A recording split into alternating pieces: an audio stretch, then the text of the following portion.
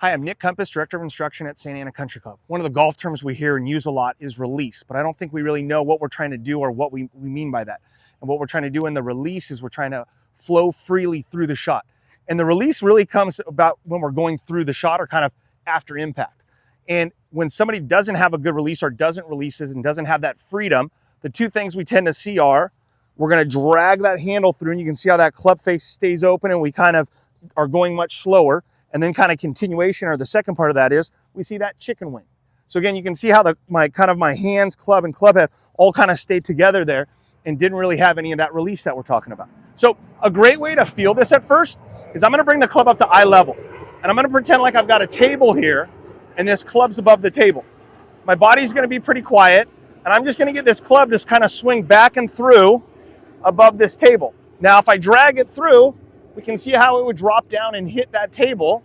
So again, I want to let this swing and try to feel like it stays above that table or stays just at eye level and gets that release. And when I go through here, you'll notice how my forearms have rotated. So notice how my trail arm is now above.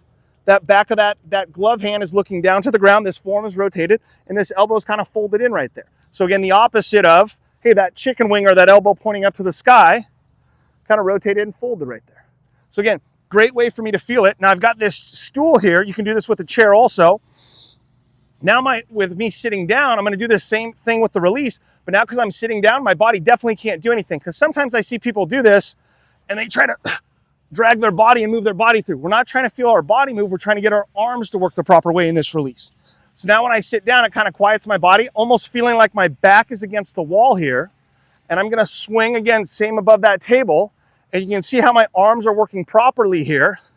And look how this club head gets all the way back there, okay? And then all the way on that other side. That's the club head moving now. Now I'm really trying to swing that club head and get that release, okay? So now I'm gonna move this chair out of the way.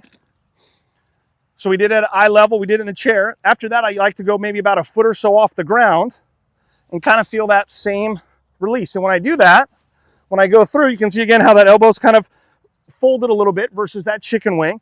And look how that club head's pointing to the sky versus if I did the chicken wing, it's kind of the other way. Club's pointed at the sky, or club's pointed at the ground, sorry, and elbow's up at the sky right there.